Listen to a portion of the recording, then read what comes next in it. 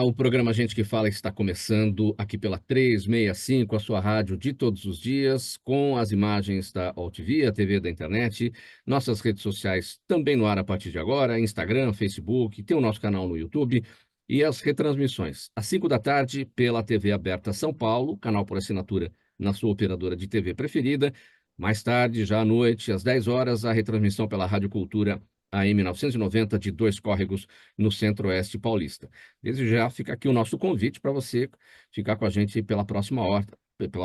Curta, comente, compartilhe a nossa transmissão nas suas plataformas, em todas as suas mídias e interaja também pelo nosso WhatsApp, fazendo perguntas aos nossos convidados de hoje. Sua participação é sempre bacana pelo 973350038, 973350038. Eu sou Mauro Friesman, edição de terça-feira do nosso Gente que Fala. Então vamos conhecer os nossos convidados de hoje, aqueles que vão tratar, analisar e debater os temas por aqui propostos. Antônio Carlos Fernandes Júnior, presidente da CONACAT, a Confederação Nacional das Carreiras e Atividades Típicas de Estado. Como vai, Antônio Carlos? Bem-vindo aqui com a gente mais uma vez. Que coisa boa estar aqui entre amigos e numa bancada com essa qualidade. É um prazer estar com vocês todos aqui, todos os que nos ouvem. Obrigado sempre pela presença, pela colaboração, Antônio Carlos Fernandes Júnior. Eu trago também o doutor Estácio Ayrton Alves Moraes, advogado e especialista em Direito do Trabalho. Tudo bem, doutor Estácio? Mais uma vez, obrigado pela presença.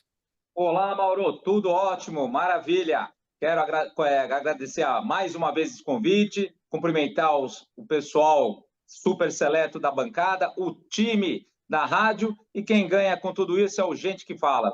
Vamos que vamos, um ótimo programa aí. Vamos que vamos, doutor Estácio. Eu trago também o Roberto Alves dos Santos, coronel da PM, advogado, psicólogo. Tudo bem, coronel Roberto? Bem-vindo mais uma vez com a gente. Obrigado sempre por colaborar. Sempre bem, muito obrigado por mais essa oportunidade. Um abraço ao doutor Estácio, ao doutor Antônio Carlos e a você, Mauro, e a todo o pessoal que fica nos bastidores aí, mas que são fundamentais para que esse programa tenha um sucesso reiterado que tem. Muito obrigado, gente. Vamos ao nosso primeiro assunto deste Gente que Fala de hoje, terça-feira, para dizer que hoje os Estados Unidos estão decidindo, né, quem será o seu próximo presidente. Mas o anúncio do vencedor dessas eleições pode levar vários dias, porque a contagem dos votos não é imediata, o processo eleitoral por lá é bem diferente aqui do nosso. No processo americano, os eleitores votam num representante do colégio eleitoral que é formado por 538 delegados e ganha a eleição quem tiver 270 votos ou mais, ou seja, a metade dos 538 delegados mais um, independentemente de ter vencido no voto popular. Coronel Roberto Alves dos Santos, esse cenário que a gente verifica de indefinição, e as pesquisas todas, né, apontam nesse sentido, tudo isso revela que essa é a eleição, digamos, mais disputada da história recente dos Estados Unidos, certo? É importante o assunto, não só disputada, quanto a mais importante, porque o mundo inteiro está antenado com essas eleições. E eu não entendo por que eles não optam por um sistema tão seguro como o nosso, né? Que é contra qualquer tipo de oportunismo ou falta de oportunidade. Eles têm um sistema muito complexo, né? Você veja que estados vão ficar hoje a votação no horário nosso aqui, até meia-noite ainda haverá votação, no dia principal que é hoje, mas a votação já vem acontecendo. Ela acontece até pelo correio, ela acontece de diversas formas.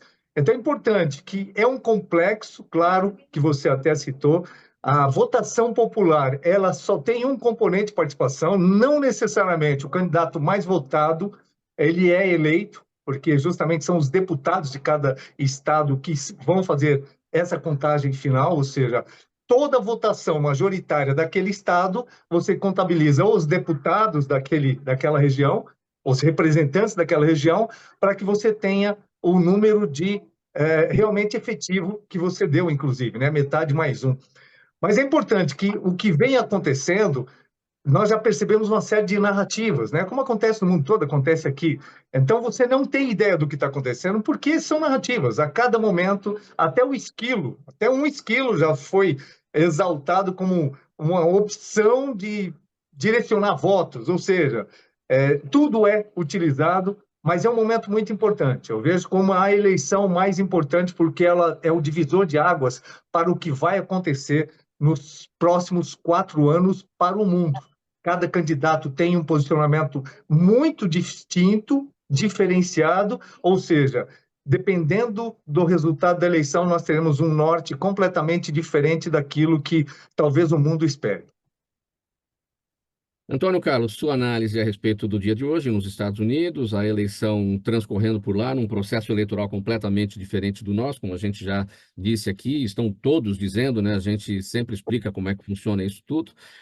Sua expectativa, Antônio Carlos? Bom, também todos nós estamos, o mundo está nessa expectativa, como bem falou o Coronel Roberto, que, porque o resultado dessa.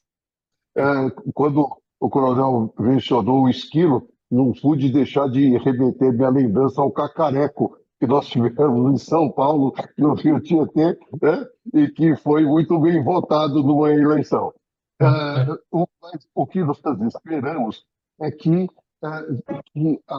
a sociedade americana faça uma escolha, a escolha correta, seja ela qual for, né, de acordo com os seus critérios, mas que principalmente o resultado disso se reflita de uma maneira positiva em toda, que os reflexos sejam positivos em todo o globo. E, de fato, nós temos uma dificuldade razoável de acompanhar a lógica do funcionamento da eleição americana.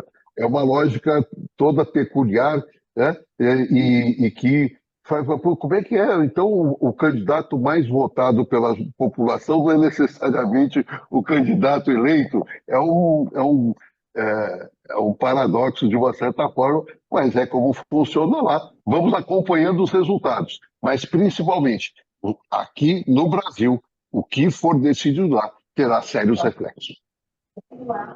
Doutor Estácio, sua análise, sua observação sobre o que está acontecendo nos Estados Unidos no dia de hoje e suas expectativas. Pois é, concordo plenamente com os colegas falaram. E os Estados Unidos, a gente sabe, é o dono de uma baita tecnologia, dono dos aviões de guerra, bala, canhão, como a gente fala, né? Então, é uma eleição que não é só importante para o povo americano, que é um povo genuinamente, né, democrático, uma Constituição Federal que só tem princípios, não tem mais de 200 artigos que nem a nossa. Então, é um povo democrático, mas que as repercussões de quem ganhar, da forma que está polarizada, cada candidato com uma ideia, o republicano, o democrático, isso vai refletir no mundo. E mais, ainda mais no momento que nós estamos lá com o Oriente Médio em ebulição, conflitos, a Rússia também em conflito. Então, eu acho que realmente é uma eleição que vai refletir muito. Por isso, é uma das mais importantes, se não a mais de toda a história americana e para o mundo. É a partir daí que a gente vai saber como os Estados Unidos vai se posicionar em relação ao mundo. Eleições da OAB São Paulo no próximo dia 21. É sobre esse tema que a gente vai falar agora aqui no programa Gente que Fala. Lembrando, pela 365, sua rádio de todos os dias, AltV, TV da internet, nossas redes sociais também disponíveis, todas no ar ligadinhas. Tem o Instagram, tem o Facebook, tem o nosso canal no YouTube, se você preferir. E se quiser acompanhar pela retransmissão também, às 5 da tarde, pela TV Aberta São Paulo, é canal por assinatura na sua operadora de TV preferida, e às 10 da noite, pela Rádio Cultura AM 990, de Dois Córregos, no Centro-Oeste paulista.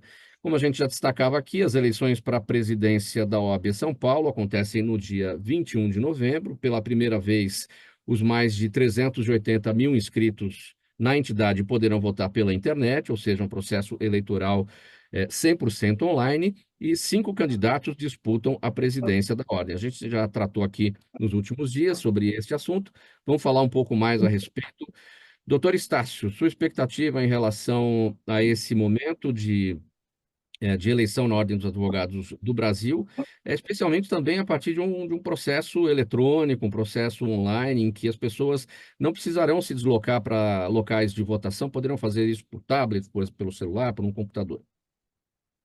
Exatamente, Mauro. Isso daí é uma grande novidade, a tecnologia, mais uma vez, facilitando a vida dos brasileiros, e em especial, dessa vez, dos advogados, porque Eu já participei de eleições como apenas eleitor, né? Mas enfrentando trânsitos, difícil mobilidade, quase perdendo o horário de votação, porque temos um grande número de advogados em São Paulo e os locais de votação não eram muitos, né? Então, com essa novidade, é um fato que deve parabenizar a atual gestão da OAB, pensando na facilidade, pensando na efetividade.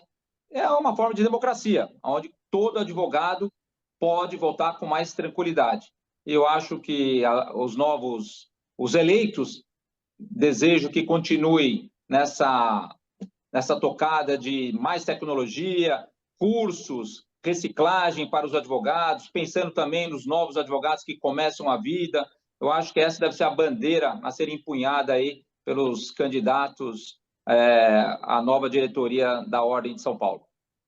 Eu vou apresentar aqui a doutora Rosângela Valho Camargo, ela é advogada, secretária adjunta da chapa Nova Ordem 33, está aqui com a gente para tratar deste assunto, eleição na OAB no dia 21 de novembro. Tudo bem, doutora Rosângela? Bem-vinda. Como estão as coisas?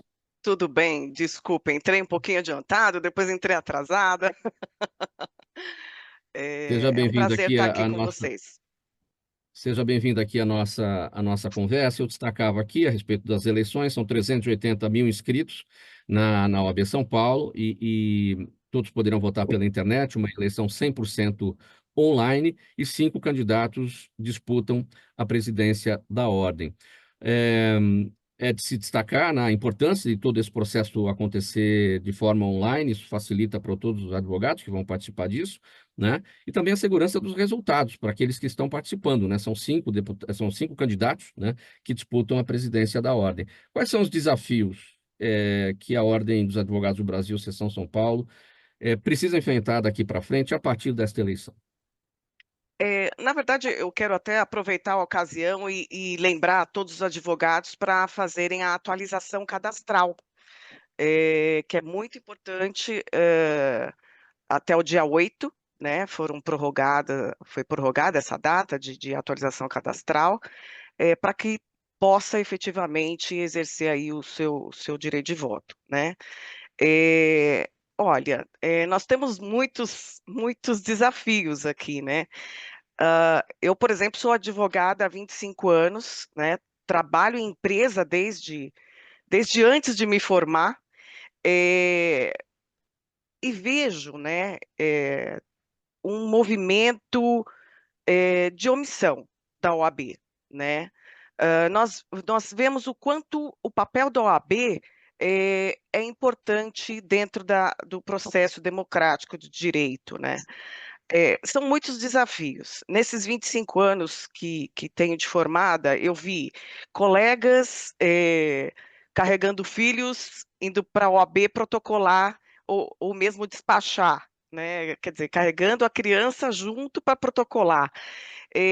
Nós vemos também decisões do CNJ, por exemplo, onde a gente não vê a própria OAB se manifestando ou sendo parte do debate de algumas decisões, resoluções. Os desafios são muito grandes. Nós precisamos resgatar a participação da OAB em todos os mecanismos democráticos de direito. Isso é extremamente importante.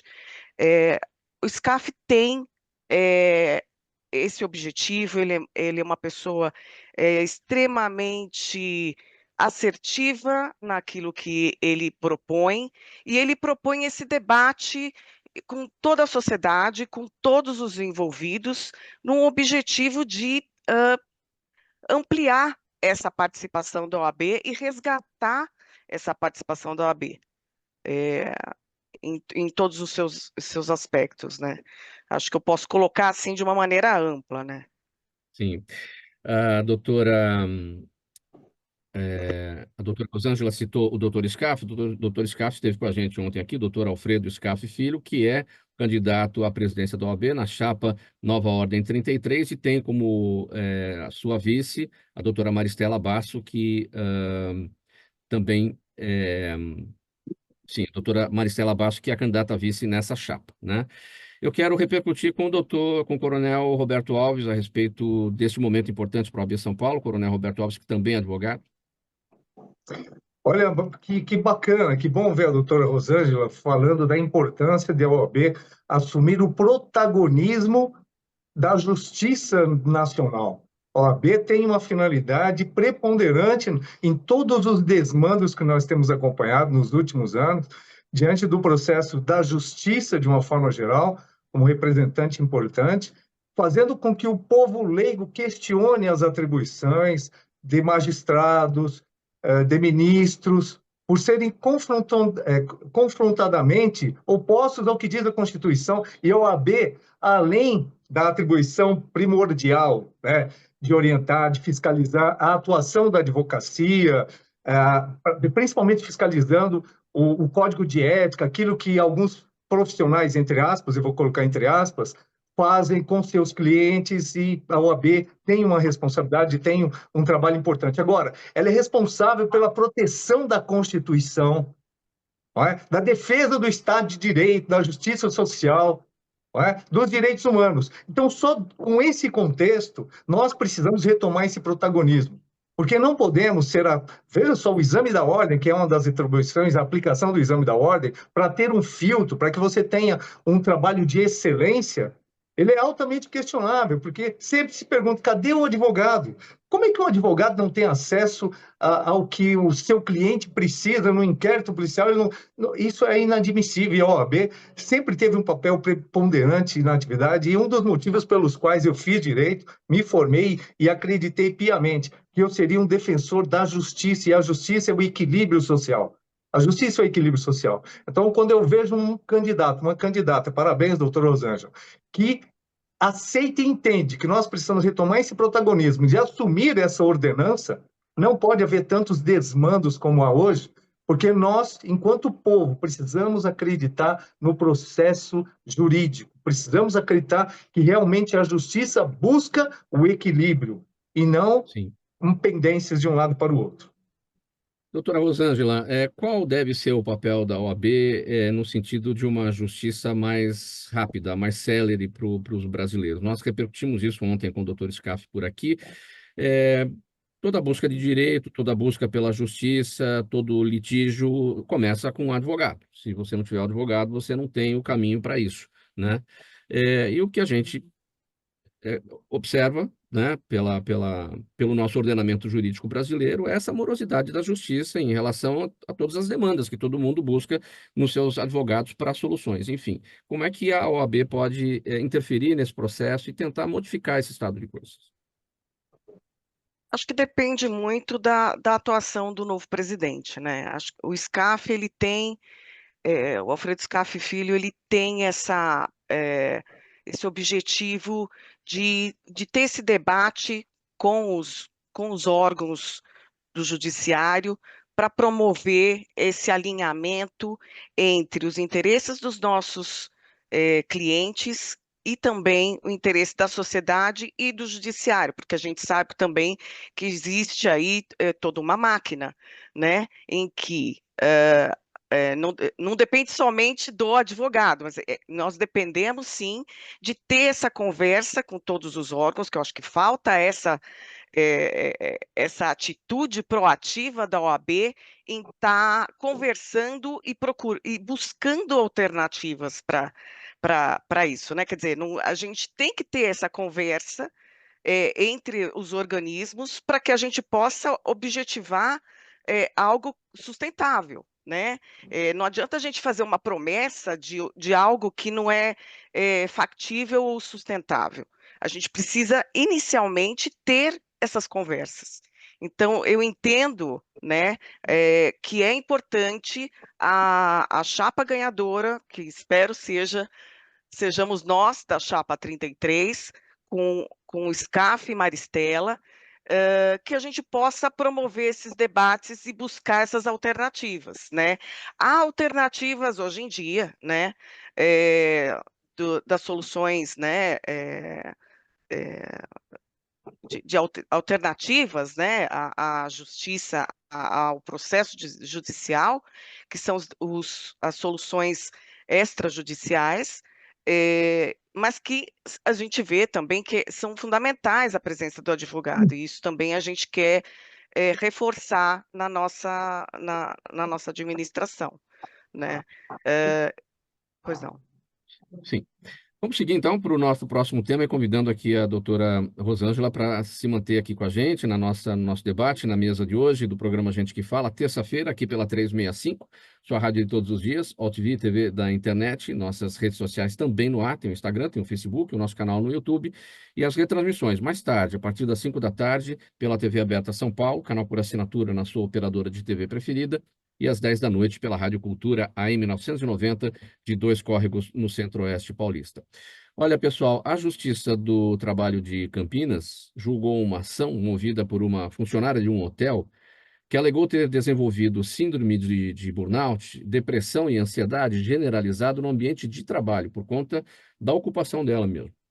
Ela terá o direito de receber uma indenização no valor de R$20 mil, em razão das condições de trabalho terem sido comprovadas nesse processo. E a síndrome de burnout passou a ser considerada como o mal do século XXI, já é considerada assim, por isso, processos trabalhistas deste tipo, né, tendem a ser mais frequentes, não é, doutor Estácio? É isso aí, Mauro. Infelizmente, o Brasil é um dos países campeões desses problemas psiquiátricos e agora no ambiente de trabalho.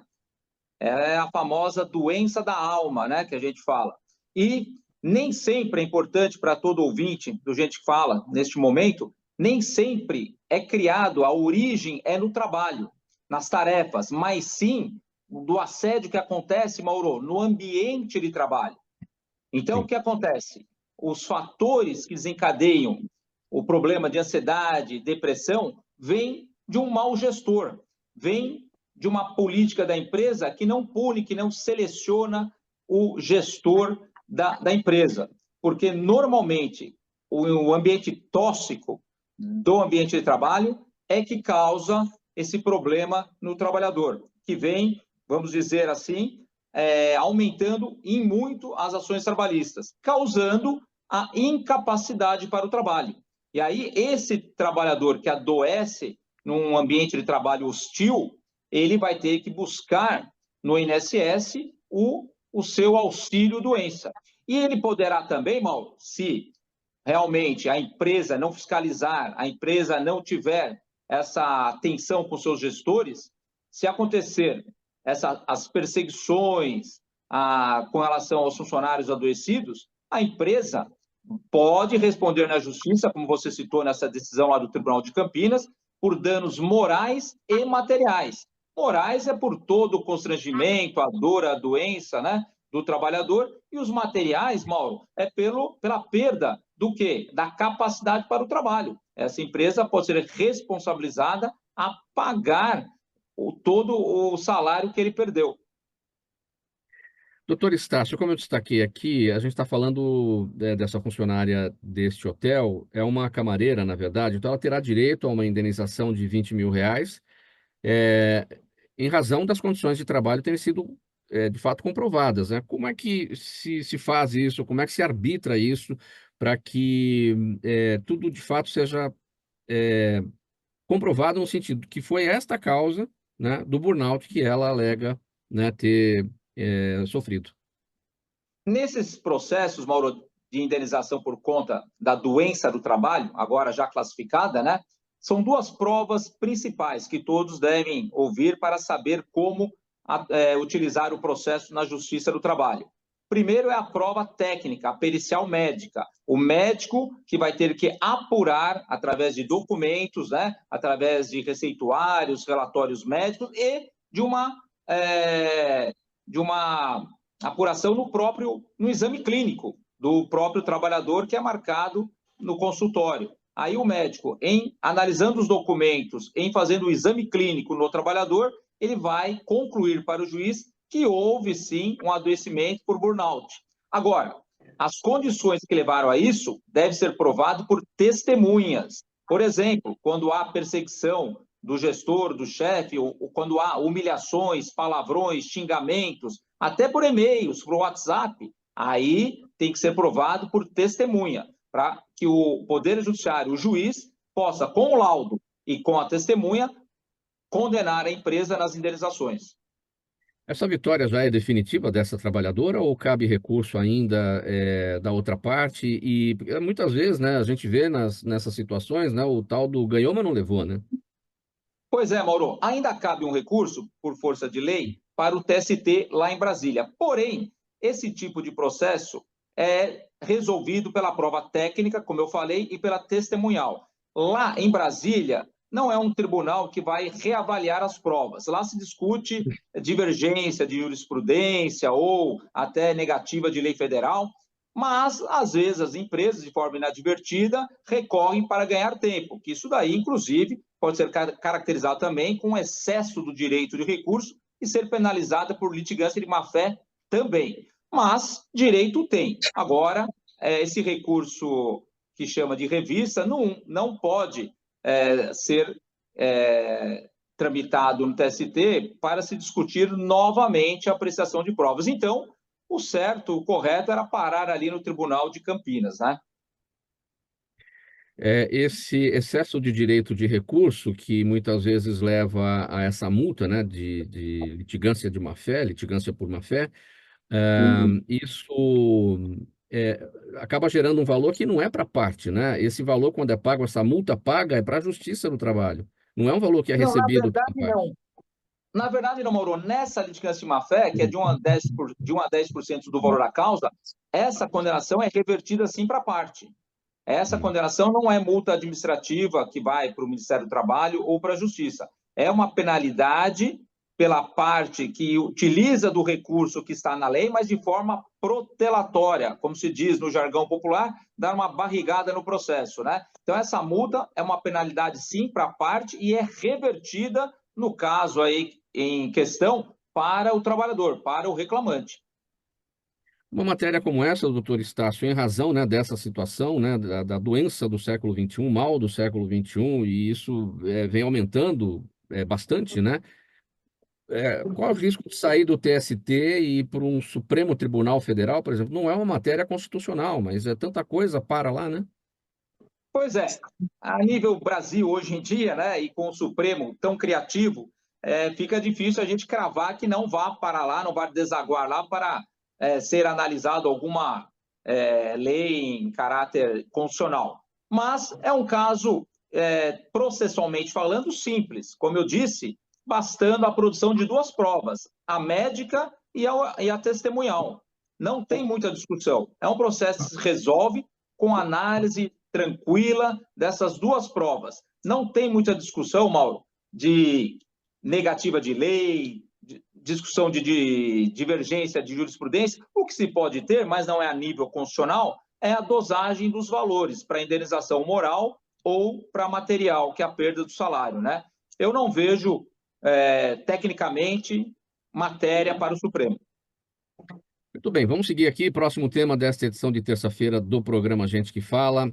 Olha, pessoal, a violência urbana tem mudado o comportamento dos brasileiros, tanto que roubos, assaltos, agressões fazem do Brasil um dos países onde a população tem mais medo de andar nas ruas das cidades, não só das grandes cidades, a violência tem chegado em muitas localidades menores também. Esse assunto está sendo tratado pelo governo federal, mas os resultados dependem de correções nas ações, na comunicação de todos os agentes políticos, lá em Brasília, nos estados e também nos municípios. Coronel Roberto Alves, onde é que a gente está falhando no combate a essa situação toda que tem mudado o comportamento das pessoas nas ruas com medo da violência? Então, Mauro, é importante que nós estamos falando de uma PEC, né?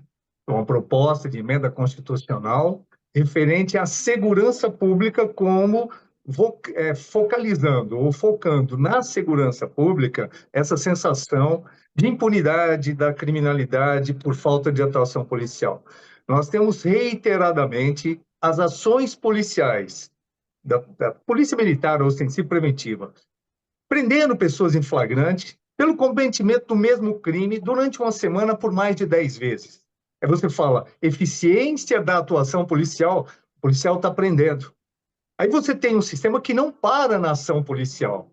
A persecução penal, ela não para na ação policial. Então, esse criminoso, ou ele já, metade deles, que foram presos em flagrante, que já é uma exceção, são liberadas na audiência de custódia para continuarem na sua atividade, eles vão para a rua. Nós temos mais assim centenas de casos em que a mesma pessoa é presa dezenas de vezes. Então, a atuação das polícias, eu não vou nem questionar. Ah, falta isso, falta aquilo. Agora, cada governante, a segurança pública é atribuição do governo, do Estado, cada governante tem características da sua população local. A federação, toda vez que a União tenta intervir num processo que ela desconhece, a federação, a União, o governo federal não conhece a segurança pública porque não é uma atribuição direta dele. Ah, tem a Polícia Federal, Polícia Rodoviária Federal, Polícia Ferroviária Federal, com atribuições bem definidas, mas o dia a dia da população que está na rua é nos estados. Então, uma PEC para estabelecer, entre aspas, que dizem por subterfúgio, não vai intervir, a autonomia dos estados vai continuar, ela vai estabelecer as diretrizes da política de segurança pública. Então, de repente, aparece um tonto qualquer e fala, a partir de hoje, a diretriz de, por exemplo, o policiamento ostensivo, preventivo, de abordagem policial, não deve ser feita mais. Nós já temos decisões do STJ, que praticamente inibe a atuação de fiscalização do policial, porque a fundada respeita que está na Constituição, que é algo subjetivo, mas é algo subjetivo dentro de liames muito objetivos, o policial fica com medo até de fazer uma abordagem. Aí ele prende em flagrante, aí a justiça solta e ele sequer é ouvido. O policial é o que tem fé pública e não é ouvido na audiência de custódia. Aí o criminoso vai se verificar, o senhor foi torturado, foi tratado bem, como é que foi? O senhor está com frio, quer tomar um café? Então, é uma inversão. A quem está sendo defeso a atribuição, por exemplo, desse cenário jurídico ou da justiça? A população está sendo protegida? Não, a preocupação com direitos humanos de alguém que está cometendo crime. Eu já disse, a prisão em flagrante é uma exceção, e acontece. Mas você prende em flagrante. E aí vem, né, já é o comentário do povo, já vou falar com o povo, e a justiça solta, porque as leis permitem que essa atribuição possa, né, manter preso ou não. Então, não é ação de segurança pública. Isso é cortina de fumaça, não resolve, principalmente a centralização. Os governos do Estado precisam de financiamento, a COAF precisa fazer o seu papel, interagindo com os estados, já é um órgão federal de fiscalização financeira da aplicação. Nós temos postos de gasolina que não deveriam estar funcionando, construtoras que não deveriam estar funcionando, porque estão lavando dinheiro para o crime. E nós estamos falando de uma PEC da segurança pública, pensando na segurança da população. É totalmente descabida, totalmente descabida. Nós já temos atribuições de cada polícia muito bem definidas na Constituição, e elas têm feito seu trabalho. A Polícia Rodoviária Federal, a Ferroviária, a Polícia Federal, as polícias civis e militares fazem o seu trabalho, hoje com apoio das guardas municipais. É uma série de atribuições que as polícias já têm para alguém centralizar. A centralização de qualquer atividade, ela é equívoca, é equivocada, porque nós sabemos das diferenças. Nós temos policiamento com búfalo no Pará. Aí você centraliza uma diretriz e alguém lá em cima no governo federal vai dizer como deve ser feito o policiamento no Pará, por exemplo. Então, não, para mim, é incabida. Tomara, espero mesmo que o Senado, que o Congresso não atenda a essa iniciativa do Lewandowski, que não tem nenhuma iniciativa, não tem nenhum conhecimento de segurança pública. Antônio Carlos, sua análise a respeito desse tema, onde é que a gente está falhando aí no... A gente está falando do crime do varejo, né? Esse que acontece aí no dia a dia, o crime patrimonial. Você não pode sacar o celular na rua porque alguém vai lá e bate, é a gangue da bicicleta, leva o seu celular embora. Se você sair do caixa eletrônico, levam o seu dinheiro. Enfim, isso não é sensação de insegurança, né? Isso é fato. As pessoas estão sendo assaltadas, roubadas, furtadas no meio da rua e agredidas. Fora que quando você está no trânsito, Mauro Friso, dirigindo o seu carro, você tem que tomar o cuidado de parar alguns metros de distância do veículo da frente para ter uma zona de escape eventual. O que está acontecendo é de uma gravidade enorme. O coronel mencionou bem, eu sou por um acaso, acompanho o trabalho de excelência da Polícia Federal, Polícia Rodoviária Federal, de diversos setores da segurança pública, né? Mas não tem como, Mauro, eu não fazer uma pequena referência, ainda que meio grosseira, ao tema anterior lá da questão da OAB.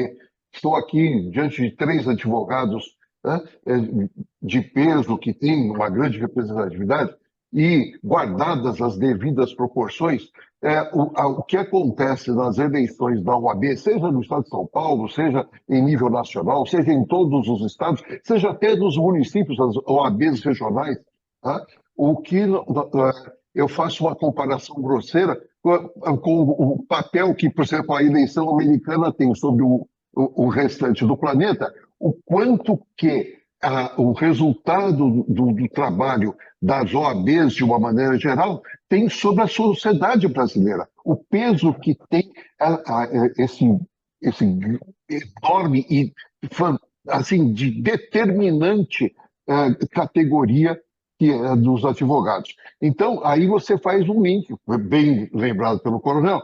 Quer dizer, puxa, é comum nós ouvirmos o seguinte reclamação do setor de segurança pública. Poxa, a gente prende, a justiça solta. Né? Essa é uma coisa que estamos nos deparando direto, todos, é uma constatação generalizada. Né? E precisamos, sim, que as OABs, de uma maneira geral, se somem de uma forma, e até aglutinem setores da sociedade para essa discussão. Mas eu quero também salientar o seguinte, sem entrar no mérito específico da PEC que está em discussão, o que nós estamos acompanhando é uma crescente centralização. Há uma crescente centralização no poder em nível federal, de uma forma preocupante. Tem os aspectos que são positivos, evidentemente, mas é no município que existe o contato real com a vida do cidadão. É no município que se acompanha a polícia militar, as guardas municipais e a polícia civil são determinantes para que no município qualquer você tenha um excelente nível, um nível de segurança melhorado. Mas, de fato, estamos assistindo, foi bem colocado, né? Lavagem de dinheiro em tantos setores. Nós precisamos, sim, que haja um trabalho de articulação, uma atuação articulada da segurança pública em nível federal, estadual e municipal, de uma forma articulada. Eu acho que é isso que está faltando e é nisso que nós temos que focar. Doutora Rosângela Camargo, sua análise sobre esse tema. Na verdade, existe aí um processo de centralização, pelo que a gente vê, né? Como bem colocado pelo Antônio Carlos. É importante que a sociedade como um todo, inclusive a OAB, possa se posicionar a respeito, né, desse tipo de situação. É importante que a sociedade se coloque, né? Como ele colocou, nós temos pontos positivos e temos pontos negativos. É importante que a gente faça aí uma avaliação em sociedade, que a gente possa debater isso em sociedade. Essas coisas, é importante que a sociedade se coloque, é importante que a OAB se coloque a respeito dessa PEC, que a gente possa fazer com que o debate seja produtivo e que seja feito o melhor para a sociedade, né? O que não dá é não ter esse debate, né? Eu acho que esse é o principal ponto de desafio, né? E desafio, inclusive, em relação à propositura de algo que pode não ser efetivamente democrático, né? Acho que o ponto é a democracia, né? A gente está aqui para tentar trabalhar para que a democracia renasça, né? Nós temos aqui uma resiliência nesse sentido, né? Vamos seguir, gente. Programa Gente que Fala, edição de terça-feira, aqui pela 365, sua rádio de todos os dias, AltV, TV da internet, redes sociais, nosso canal no YouTube e as retransmissões. TV aberta São Paulo, canal por assinatura na sua operadora de TV preferida, às 5 da tarde e às 10 da noite, a retransmissão pela Rádio Cultura AM 990 de Dois Córregos, no Centro-Oeste Paulista. Começa amanhã, em Belo Horizonte, o 9º Congresso CONACAT, promovido pela Confederação Nacional das Carreiras e Atividades Típicas de Estado. Este ano, o evento debaterá a precarização e a terceirização do serviço público no Brasil e seus impactos para a população. O evento vai reunir gestores, especialistas, representantes de diversas carreiras públicas, convivência nos desastres de Mariana, Brumadinho e no Rio Grande do Sul. Qual olhar para esse tema, Antônio Carlos, precarização e terceirização do serviço público? Como é que isso impacta a vida da população? Bom, primeiro, muito grato por abordar o congresso que vai haver da CONACAT, e o tema realmente é da maior importância, da maior relevância. E aí eu vou querer muito escutar essa bancada que aqui está, tá? A contribuição que essa bancada pode dar a essa discussão. Mas eu queria chamar para uma rápida reflexão, amigos. Se trabalha forte o desmonte do Estado, né? A crítica às estruturas do Estado. Primeiro, temos consciência de que há correções a serem feitas, temos essa consciência e estamos em busca de fazê-las, tá? Fazer essas alterações, essas correções de percurso.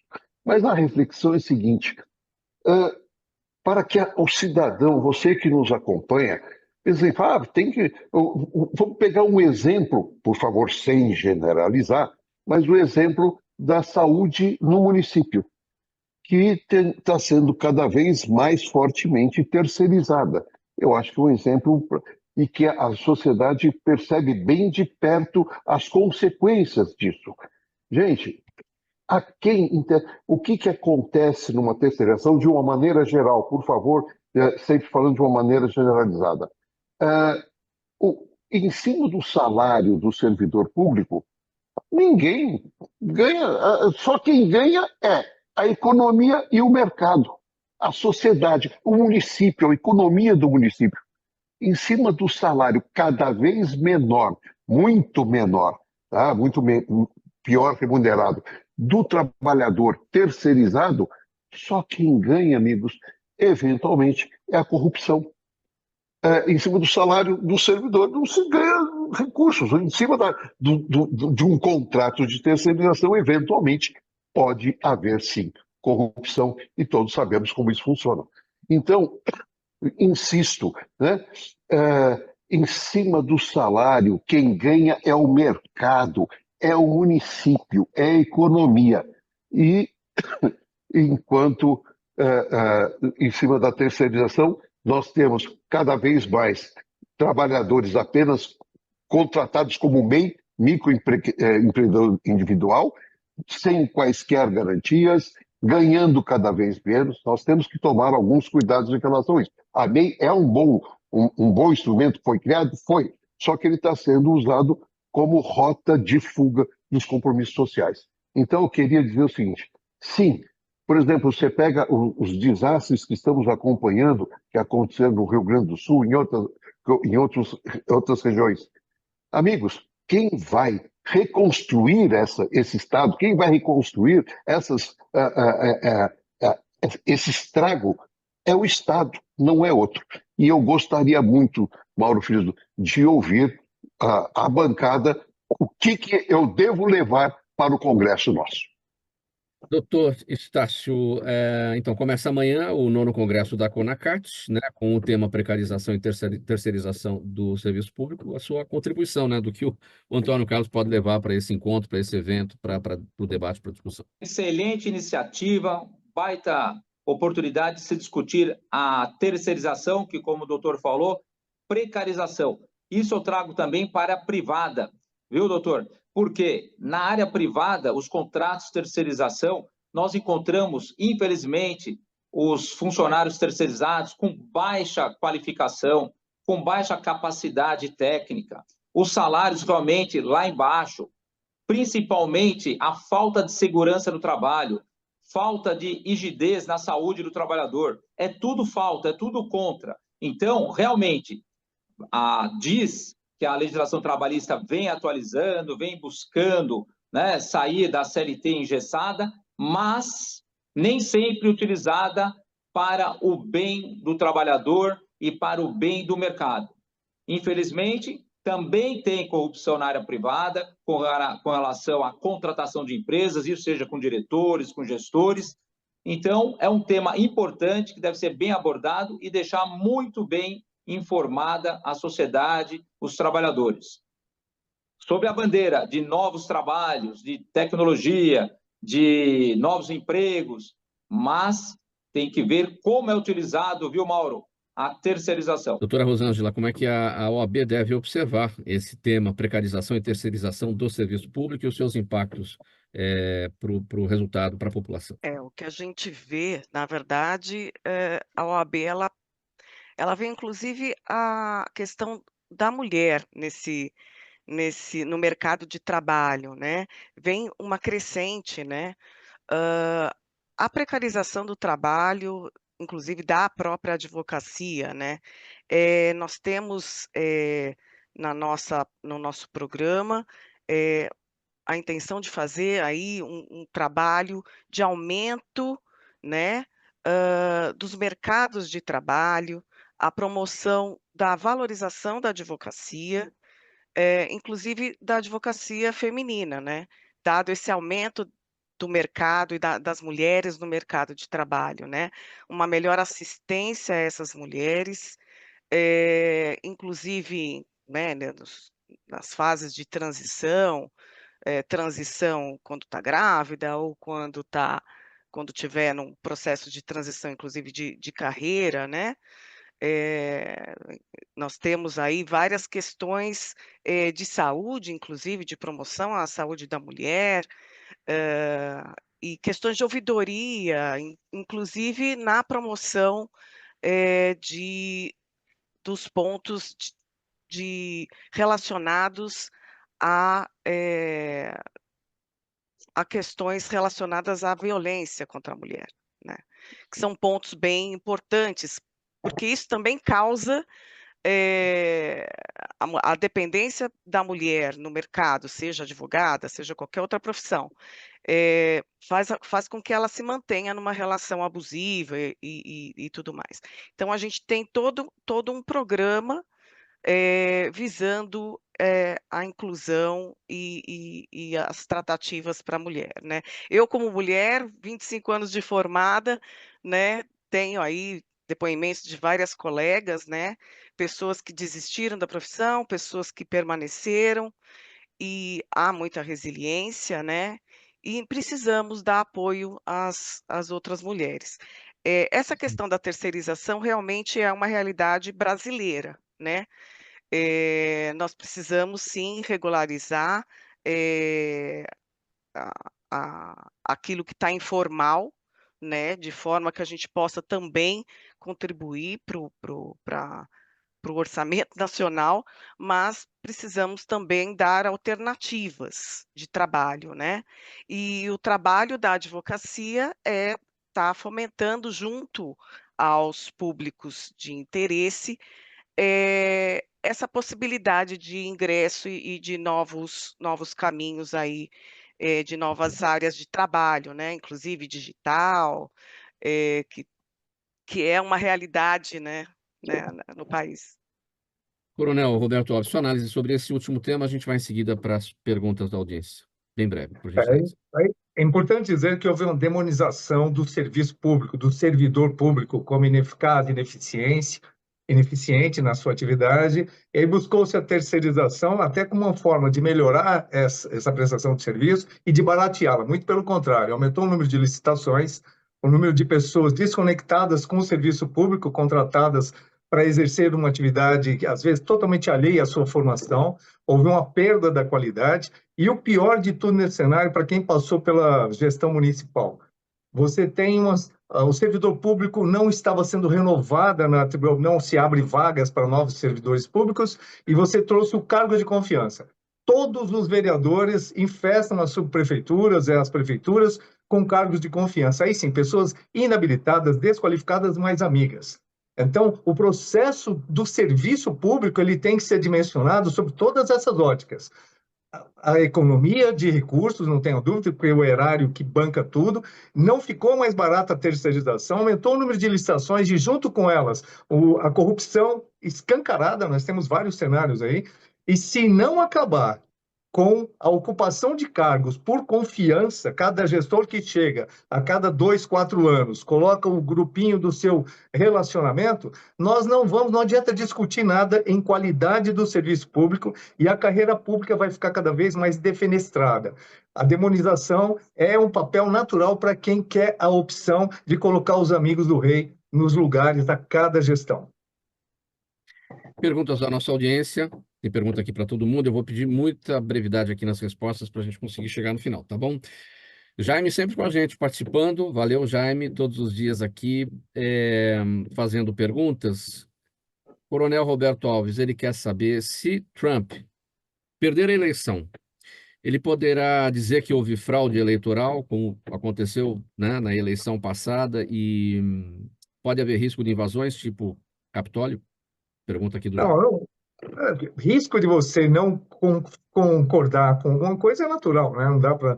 Mas de haver um outro evento como o Capitólio, não. Não, os ensinamentos do Capitólio deixaram muito claros que não é alternativa, não vai acontecer de novo, não há motivação. Agora, fraude pode ser questionada em qualquer momento, já está sendo questionado, inclusive, vários vídeos apresentando algumas fraudes que já estão acontecendo.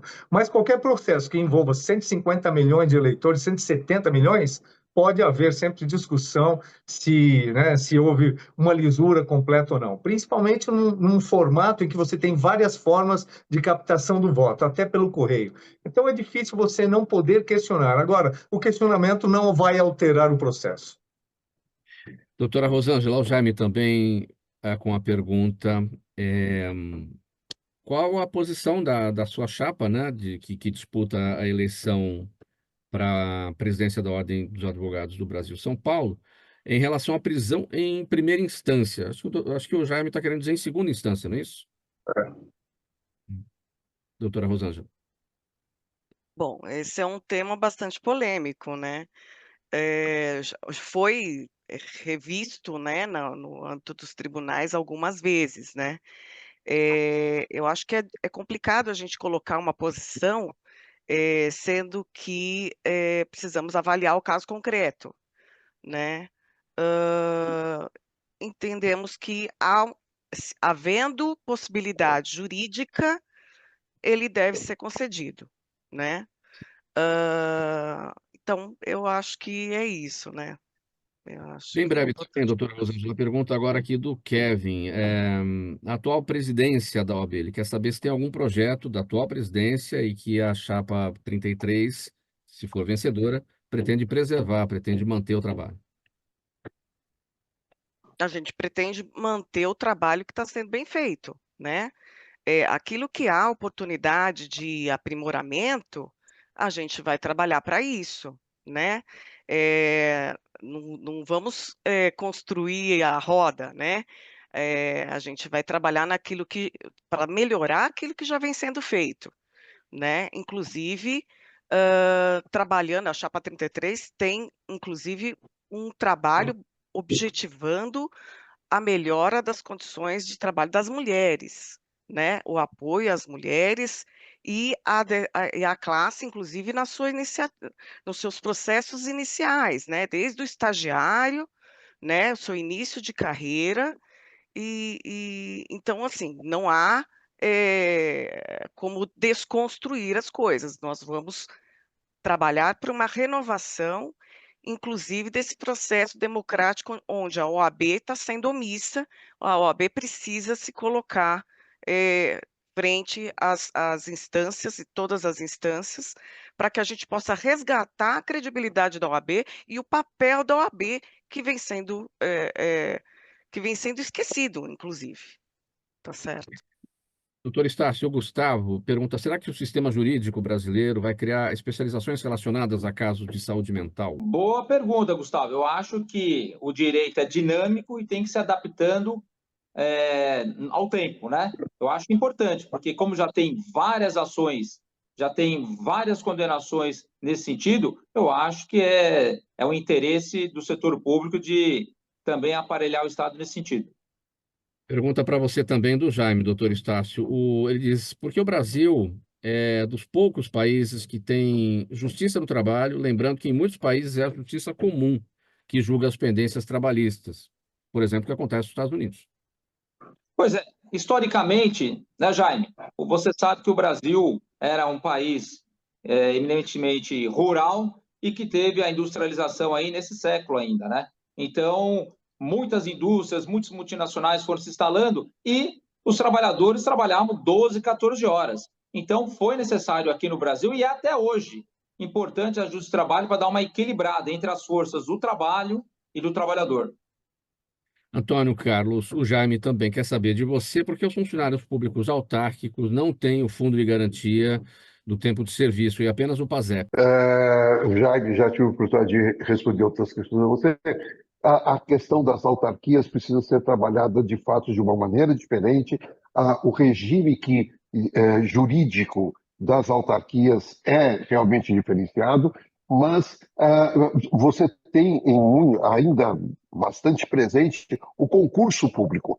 E o concurso público, então, faz com que tenha o regime que cabe ao servidor público.